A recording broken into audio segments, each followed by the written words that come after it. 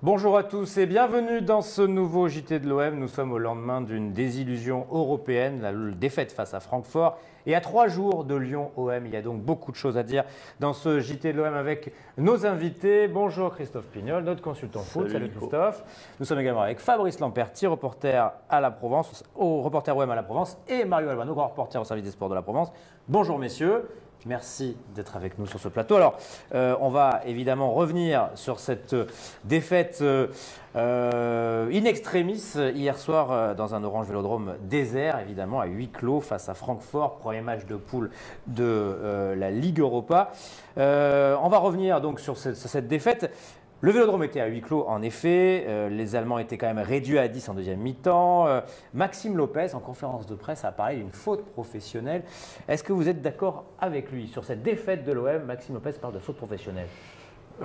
Faute professionnelle, je n'irai pas jusqu'à là. Après, c'est vrai que je pense qu'on n'a pas abordé comme il le fallait ce match. Au-delà du contexte dans lequel il s'est joué, on ne va pas y revenir. Au-delà des faits de match qu'il y a eu, on ne va pas y revenir non plus. Mais je pense que c'est la différence entre un match de championnat et un match de Coupe d'Europe. On peut se permettre de faire une mi-temps contre Toulouse, on peut se permettre de faire une mi-temps contre Guingamp et l'emporter 4-0. En Coupe d'Europe, c'est du début jusqu'à la fin. Il faut être 95 minutes concentré.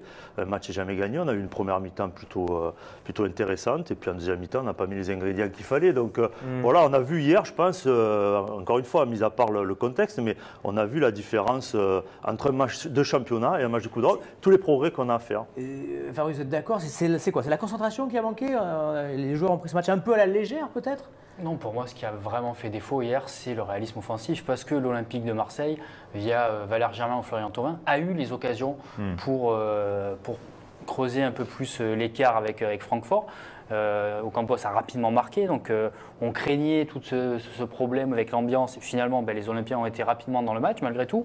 Et derrière, il y a eu plein d'occasions, et notamment on pense à ce duel perdu de Valère Germain face à Kevin Trapp. Je pense que si Valère Germain met le but au fond, ça fait 2-0, c'est fini, l'OM déroule, Francfort prend un coup derrière la tête, et aujourd'hui on ne fait pas les mêmes constats. Donc ce qui fait vraiment défaut pour moi, c'est le problème de réalisme offensif. Et après, si on voit le bon côté des choses, on se dit que l'OM finalement a eu des occasions, donc que ça peut sourire très rapidement derrière. Et c'est ça Mario, on a l'impression que l'OM n'a pas fait un si mauvais match que ça malgré le résultat. La première mi-temps contre Guingamp était bien pire que ce qu'on a vu hier soir. Oui.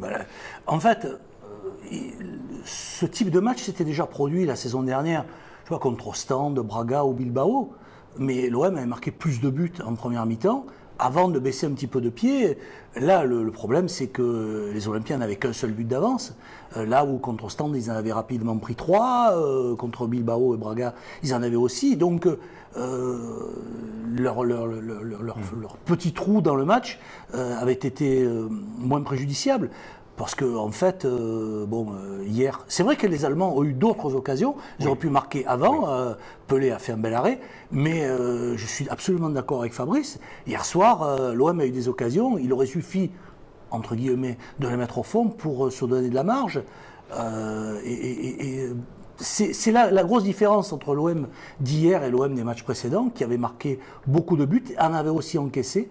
L'OM en avait encaissé 2 à Monaco, autant qu'hier, mais sauf que là-bas, ils en avaient mis 3. Bon, on est obligé de parler de l'ambiance qu'il y avait hier sur le Vélodrome, on ne peut pas évidemment ne pas y revenir. Quand on est joueur, après on parlera vraiment de ce qu'on a vécu hier soir au stade, mais quand on est joueur et qu'on joue dans un stade complètement désert comme ça, peut-être que vous l'avez déjà connu, Christophe. Fabrice, c'est plaisant parce que j'ai joué à Monaco. En même temps, vous avez joué à Monaco, donc c'était du quasi plus régulier. J'ai pas besoin de parler.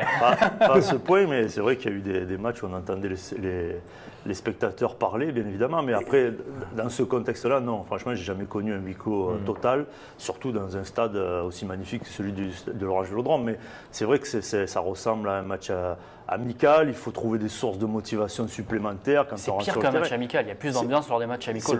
C'est peut-être pire qu'un match amical, mais donc après, voilà, on a eu la chance de marquer. On se dit, c'est vrai que quand on marque d'entrée, on se dit s'il y avait eu les 50 000 derrière, certainement qu'on aurait poussé encore. Enfin, c'est évident que le match aurait été tout autre, mais Oui, je pense que tout le monde l'a relevé de toute façon. Alors c'est ça. Peut-être qu'effectivement les bénéfices sont plus pour l'équipe adverse. Ouais, c'est ce qu'a dit Rudy Garcia. Voilà, Mario, racontez-nous un peu, décrivez-nous l'ambiance d'hier soir. En effet, on entendait tout ce qui se passait sur le terrain. C'était vraiment perturbant. En fait, c'est un photographe que j'aurais dû inviter aujourd'hui. J'aurais dû inviter Thierry Garot, qui s'est régalé sur le terrain à entendre les insultes en allemand, en français, en anglais, tout ce qui se disait sur le terrain.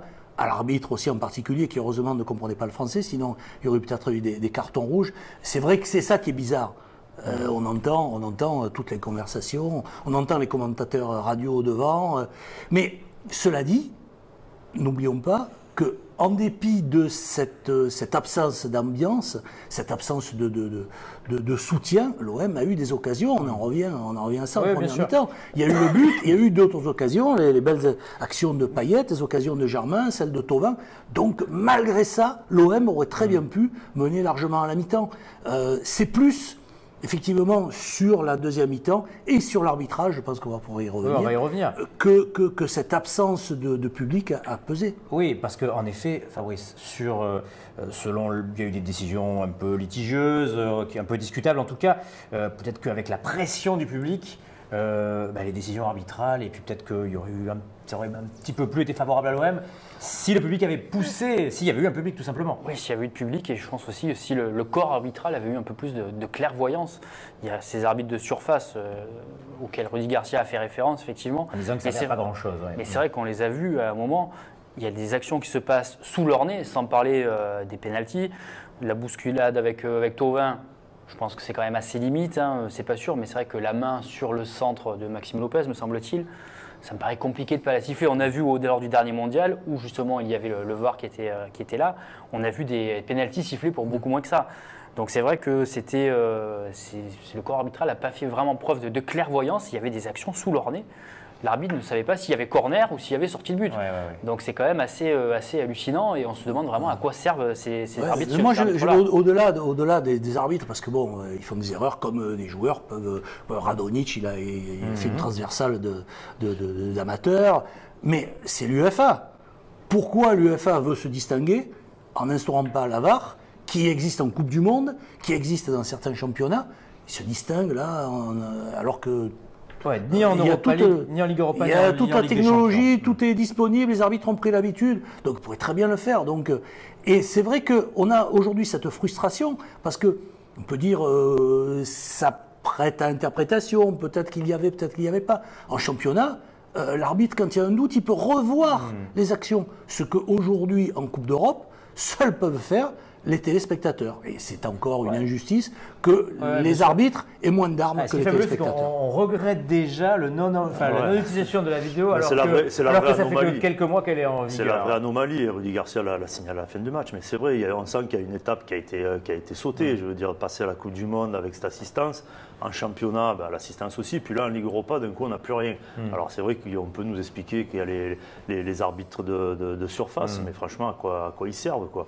Donc oui, c'est la vraie anomalie sur le match d'hier. Alors c'était en notre faveur, mais c'est vrai qu'on peut se poser la question de savoir pourquoi l'UEFA n'a pas continué sur cette mise en place de vidéo. C'est pas très cohérent. C'est pas très cohérent. Pour parler de l'avenir européen de l'OM, messieurs, une perdre comme ça un premier match, c'est quand même assez négatif, d'autant plus que, comme vous l'avez dit la semaine dernière, Mario, c'est pas avec 8 points que l'OM passera peut-être le premier tour. Est-ce que l'avenir, la qualif de l'OM est déjà en difficulté aujourd'hui, à votre avis, messieurs? Bien sûr. Mario, Fabrice l'a dit dans son papier ce matin, déjà compliqué. Oui, parce qu'ils n'ont même pas perdu contre la tête de série numéro 1, la Lazio, mais contre le 3. C'est-à-dire l'équipe qui est censée être le rival direct de l'OM pour un deuxième billet si on admet que la Lazio est favorite. Donc c'est déjà mal barré. Il faudra aller chercher des points. Maintenant, ce qui est bien, c'est que Limassol n'a perdu que 2-1 à la Lazio. Ça prouve que cette équipe chypriote peut embêter tout le monde, à commencer par l'OM évidemment. Lors de la prochaine journée, l'OM n'a pas gagné d'avance à Chypre, mais ils peuvent aussi grappiller des points contre Francfort et embrouiller un petit peu les cartes. Oui, et puis il faudra voir comment les autres équipes, les adversaires de l'OM vont aborder cette compétition. On a vu hier, effectivement, la Lazio l'a emporté 2-1 contre Limassol, mais Simone Inzaghi a fait beaucoup tourner son effectif, il a procédé à un large turnover. Donc, comment va-t-il procéder par la suite? Est-ce qu'il va rester dans cette optique-là ou est-ce qu'il va changer ou pas?